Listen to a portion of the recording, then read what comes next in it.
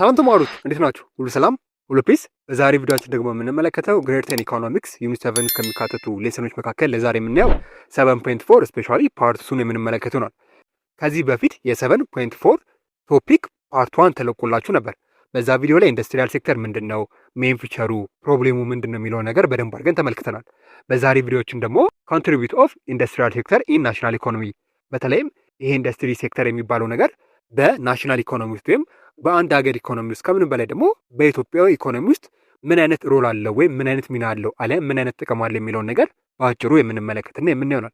በተለይም ኢንዱስትሪያል ሴክተሩ በአንድ ሀገር ውስጥ ብዙ የሆነ ሮል አሊያም ሚና ወይም ጥቅም እንዳለው ትመለከታላችሁ። ከነዛ መካከል የመጀመሪያውና አንደኛው ነገር አውትፑት ኮንትሪቢዩሽን ነው። ይህ ማለት ምን ማለት ነው ብለን በምንመለከትበት ጊዜ ዘ ማኒፋክቸሪንግ ሴክተር ኢዝ ካራክተራይዝድ ባይ ዘ ፊዚካል ኦር ኬሚካል ትራንስፎርሜሽን ኦፍ ማቴሪያል ኦር ኮምፖነንት ኢንቱ ኒው ፕሮዳክት። በአጭሩ አውትፑት ኮንትሪቢዩሽን ነው ማለት ስፔሻሊ የተለያዩ የሆኑ ኢንዱስትሪዎች አሊያም የማኒፋክቸሪንግ ሴክተር ባይኖር ኖሮ ሞር የፈለግነውን እቃ ወይም አውትፑት የመጨረሻውን ፕሮዳክት ማግኘት አንችልም ነበር። ይህ ማለት በአጭሩ ምን መሰላችሁ? ለምሳሌ ፓስታ የሚመረተው ከስንዴ ነው። ስለዚህ ኢንዱስትሪ ሴክተር ባይኖር ኖሮ ስፔሻሊ ፓስታን አናገኝም ነበር ማለት ነው። ቢኮዝ ፓስታ በኢንዱስትሪ አሊያም በማኒፋክቸሪንግ ውስጥ ገብቶ ተቀነባብሮ የሚወጣ ነገር ስለሆነ ማለት ነው። ስለዚህ በአጭሩ ምን እያልን ነው? የማኒፋክቸሪንግ ዋና መታወቂያው አሊያም ዋና ካራክተሪስቲኩ ወይም ዋናው መገለጫው ጥሬ ዕቃዎችን በባህሪያቸው ወይም በይዘታቸው መለወጥ እንደሆነ ትመለከታላችሁ። ይህ ለውጥ ደግሞ በሁለት ዋና ዋና መንገዶች እንደሚካሄድ ትመለከታላችሁ። የመጀመሪያው ፊዚካል ትራንስፎርሜሽን ይባላል። ያው ኬሚስትሪ ላይ እንደተማራችሁት ፊዚካል ትራንስፎርሜሽን ማለት በአጭሩ አካላዊ ለውጥ ነው። ይሄ ማለት የዕቃውን ቅርጽና ይዘት በመቀየር አዲስ ነገር መስራት ነው። ለምሳሌ እንጨትን ተጠቅሞ ያን እንጨት ቆርጦ የተለያዩ የሆኑ ዲዛይን ሰጥቶ ስፔሻሊ ለወንበር ፐርፐዝ ማድረግ፣ አልጋ መስራት፣ ሶፋ፣ ቁምሳጥን፣ ኮሜዲን የምንላቸውን ነገሮች መስራት፣ ይሄ ነገር በፊዚካል ትራንስፎርሜሽን ውስጥ የሚካተት ነገር እንደሆነ ትመለከታላችሁ። ሁለተኛው ነገር ደግሞ ኬሚካል ትራንስፎርሜሽን ይባላል። ይሄ ማለት ደግሞ ኬሚካላዊ ለውጥ ማለት ነው። ይሄ ከፊዚካል ትራንስፎርሜሽን ለየት የሚያደርገው የተለያዩ ሮ ማቴሪያሎችን አሊያም ጥሬ ዕቃዎችን በኬሚካል በማዋሃድ አዲስ ምርት ስንፈጥር ኬሚካል ትራንስፎርሜሽንን ተጠቅመን ነው። ለምሳሌ የተለያዩ የሆኑ ዘይቶችን ማምረት፣ የተለያዩ የሆኑ ሳሙናዎችን ማምረት እንዲሁም የተለያዩ የሆኑ መድኃኒቶችን ማዘጋጀት ስፔሻሊ ኬሚካላዊ ሪያክሽን እንደሚያስፈልጋቸው ትመለከታላችሁ። ሶ ባጭሩ ምን እያልን ነው? ፊዚካል ትራንስፎርሜሽን የምንለው የዕቃውን ቅርጽና ይዘት መቀየር ብቻ ነው። በተቃራኒው ደግሞ ኬሚካል ትራንስፎርሜሽን የምንለው ነገር ስፔሻሊ አንድን ነገር በኬሚካል አዋሃደን አዲስ የሆነ ፕሮዳክት በምንፈጥርበት ጊዜ ኬሚካል ትራንስፎርሜሽን እያለን እንጠራዋለን ማለት ነው። ሶ ባጭሩ ኢንዱስትሪያል ሴክተሩ አሊያም የማኒፋክቸሪንግ ሴክተር ስፔሻሊ የተለያዩ የሆኑ ፕሮዳክቶችን አሊያም አውትፑቶችን በእነዚህ በሁለት መንገድ ተጠቅሞ ነው ወደ ገበያ የሚያቀርብልን ማለት ነው። ከምንም በላይ ግን ፉድ ኤንድ ቢቨሬጅ አካውንትድ ፎር አቦት 48% ኦፍ ዘ ግሮዝ ቫሊዩ ኦፍ አውትፑት ማኒፋክቸሪንግ ኤስታብሊሽመንት 2007-8 ፎሎድ ባይ ናን ሜታል 70% ኤንድ ኬሚካል 9%። በማኒፋክቸሪንግ ሴክተር ውስጥ አሊያም በማኒፋክቸር ዘርፍ ውስጥ ወደ 48% ያህሉን ከፍተኛ ድርሻ የሚይዘው ፉድ ኤንድ ቢቨሬጅ ሴክተሩ እንደሆነ ትመለከታላችሁ። ይህ የሚያሳየው ደግሞ የሀገራችን ፋብሪካዎች በብዛት የሚያተኩሩት የሰዎች መሰረታዊ የዕለት ተዕለት ፍላጎቶች ላይ ነው እያለን ነው። ይህ ማለት ምግብና መጠጥን ለማሟላት በደንብ አድርገው ነው የሚሰሩት እያለን ነው። ሶ በአጭሩ ምን እያለን ነው? በማኒፋክቸሪንግ ሴክተር ውስጥ ከተሰማሩ የተለያዩ ድርጅቶች መካከል ስፔሻሊ 48% የሚሆነውን ድርሻ የሚይዘው መጠጥና ምግብን የሚያመርቱ ድርጅቶች እንደሆኑ ትመለከታላችሁ። በሁለተኛ ደረጃ ላይ ደግሞ የተለያዩ ብረታ ብረት ያልሆኑ አሊያም ነን ሜታል የሆኑ ነገሮችን የሚያመርቱ ደግሞ ከፉድ ኤንድ ቢቨሬጅ በመቀጠል በ17% አካባቢ የማኒፋክቸሪንግ ኤሪያውን ከቨር ያደርጉልናል ማለት ነው። ይህ ማለት በአጭሩ ከምግብና መጠጥ ቀጥሎ 17% የሚሆነውን ድርሻ የሚይዘው ብረታ ብረት ያልሆኑ ማዕድናት ውጤቶችን የሚያመርቱ ድርጅቶች ናቸው እያልን ነው።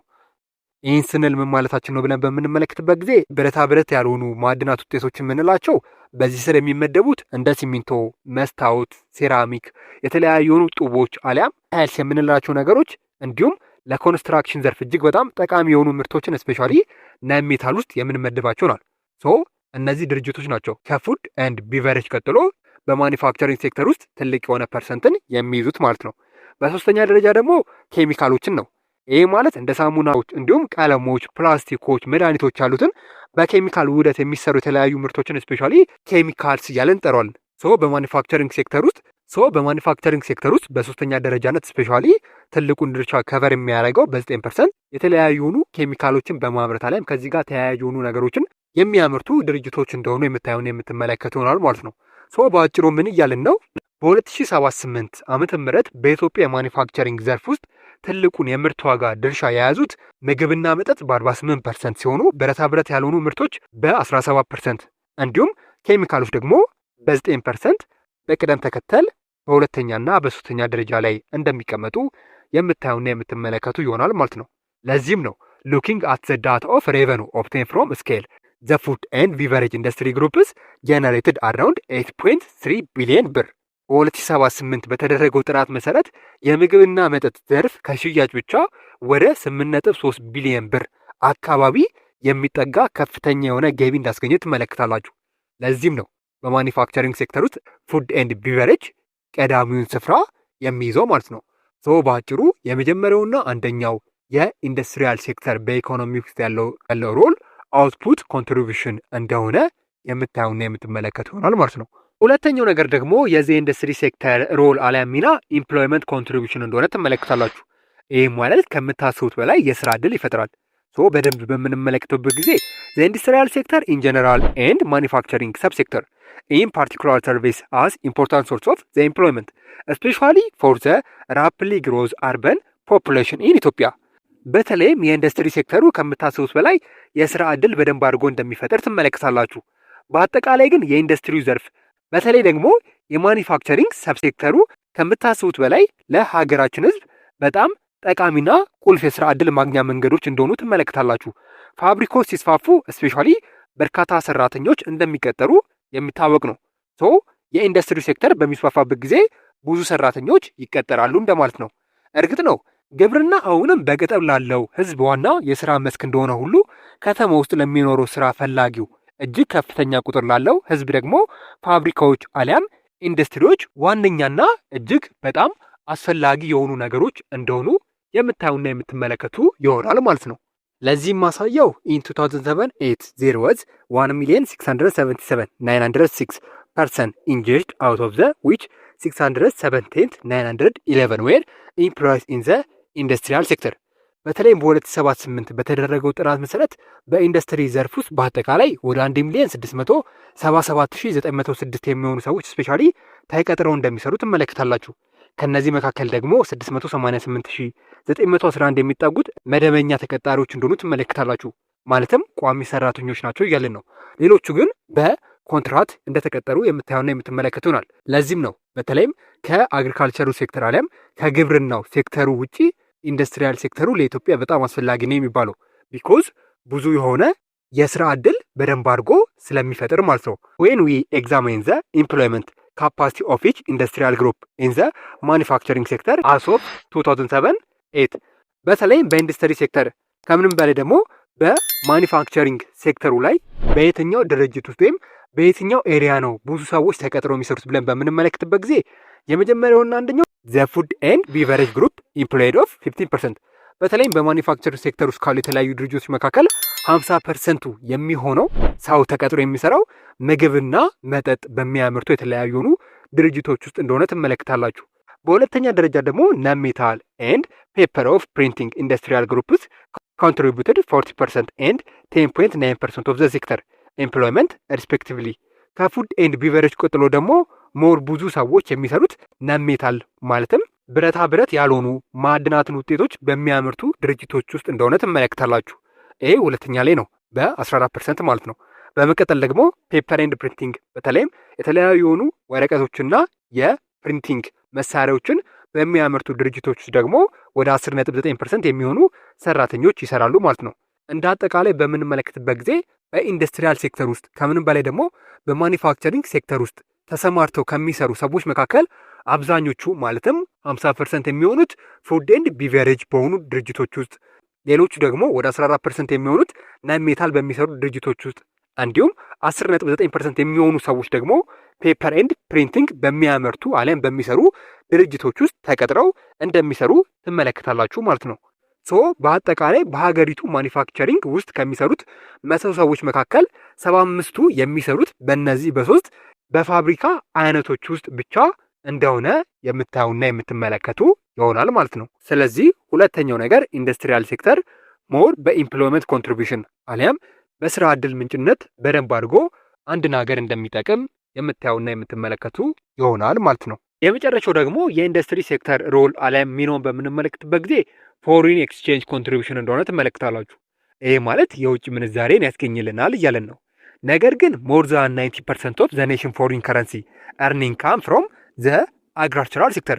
በተለይም ኢትዮጵያ ከምታገኘው የውጭ ምንዛሬ መካከል 90% እና ከዛ በላይ የሚሆነውን የግብርና ዘርፉ አሊያም የአግሪካልቸር ሴክተሩ ኮንትሪቢዩት እንደሚያደርግ አሊያም በግብርናው ዘርፍ አማካኝነት እንደምታገኝ ትመለከታላችሁ። ዘ ፉሊ ዲቨሎፕድ ኢንዱስትሪ ሴክተር ኦፍ ኢትዮጵያ ኮንትሪቢዩት ቬሪ ሊትል ቱ ዘ ፎሪን ከረንሲ ኤርኒንግ ኦፍ ዘ ኔሽን። በተለይም በኢትዮጵያ ውስጥ የኢንዱስትሪ ሴክተሩ የተወሰነ ብቻ ነው የፎሪን ኤክስቼንጅ ኮንትሪቢዩት የሚያደርገው ቢኮዝ ኢንዱስትሪ ሴክተሩ በኢትዮጵያ ውስጥ ገና ስላላደገ ማለት ነው። በዚህም የተነሳ ኢትዮጵያ ከኢንዱስትሪ ሴክተር የምታገኘው የውጭ ምንዛሬ እጅግ በጣም አናሳ እንደሆነ አለም ቬሪ ፑር ወይም ሊትል እንደሆነ ትመለከታላችሁ ማለት ነው። ነገር ግን ቴክስታይል ጀነሬት 41.5% ኦፍ ዘ ሴክተር ፎሪን ኤክስቼንጅ ዊዝ ዘ ላርጀስት ኮንትሪቢሽን። ኢትዮጵያ ከኢንዱስትሪ ሴክተር ፎሪን ኤክስቼንጅ ምንም አታገኝም አላለም። እጅግ በጣም ጥቂት ነው የምታገኘው። ከምታገኘው ጥቂት የውጭ ምንዛሬ ላይም ስፔሻሊ የቴክስታይል ዘርፉ ማለትም የጨርቃ ጨርቅ ዘርፉ ወደ 41.5% የሚሆነውን የውጭ ምንዛሬ እንደሚያስገኝላል ትመለከታላችሁ። በተቃራኒው ደግሞ ፉድ ኤንድ ቢቨሬጅ፣ ሌዘር ኤንድ ፉትዌር ፎሎ አዝ ዘ ሰከንድ ኤንድ ሰርድ ወዝ 32.9% ኤንድ 10.8% ሪስፔክቲቭሊ። ከቴክስታይሉ ዘርፍ በኋላ ደግሞ ፉድ ኤንድ ቤቨሬጅ ማለትም ምግብና መጠጥ ደግሞ ወደ 32.9% እንዲሁም ቆዳና የቆዳ ምርቶች ማለትም እንደ ሌዘር ያሉ ፕሮዳክቶች ደግሞ ወደ 10.8% የሚሆን የውጭ ምንዛሬ እንደሚያስገኙላት ትመለከታላችሁ ማለት ነው። ስለዚህ ቴክስታይል የመጀመሪያው ነው። ቀጥሎ ፉድ ኤንድ ቢቨሬጅ እና ሌዘር ኤንድ ፉትዌር የመሳሰሉት ነገሮች በቅደም ተከተል ለኢትዮጵያ የተወሰነም ቢሆን የውጭ ምንዛሬ እንደሚያስገኙላት ትመለከታላችሁ። ዘ ፓተርን ሂዝ ሪሜንድ ኦልሞስት ዘ ሴም ኦፍ ሪሰንት ይር። በተለይም እነዚህ ዘርፎች ማለትም ፉድ ኤንድ ቢቨሬጅ፣ የተለያዩ የሆኑ ቴክስታይል ድርጅቶችና ሌዘር ኤንድ ፉትዌር ስፔሻሊ በየአመቱ የሚያስገኙት የውጭ ምንዛሬ ኦልሞስት ተቀራራቢ ያለ ተመሳሳይ እንደሆነ ትመለከታላችሁ። ማለትም ቴክስታይል ወደ 41.5% የሚሆን የውጭ ምንዛሬ ያስገኛል ብለናል። በየአመቱ ይሄ ቁጥር ተመሳሳይ ነው አለም ከዚህ ቁጥር ብዙም አይርቁም። ተመሳሳይ የሆነ ፓተርን እንዳላቸው ትመለከታላችሁ። ይህ ማለት በዚህ ዓመት ቴክስታይል ያስገኘ የውጭ ምንዛሬ በሚቀጥለው ዓመት ጋር አሊያም ካለፈው ዓመት ጋር ተመሳሳይ እንደሆነ የምታዩና የምትመለከት ይሆናል ማለት ነው። ሰው ባጭሩ ኢንዱስትሪ ሴክተሩ ከምንም በላይ ደግሞ የማኒፋክቸሪንግ ሴክተሩ በኢትዮጵያ ውስጥ እነዚህን ዋና ዋና ጠቀሜቶች አሊያም ሮሎች እንደሚያስገኝ የምታዩና የምትመለከቱ ይሆናል ማለት ነው። ኢትዮ ኮንሰፕት ሴንተር የእናንተው ምርጥ ቻናል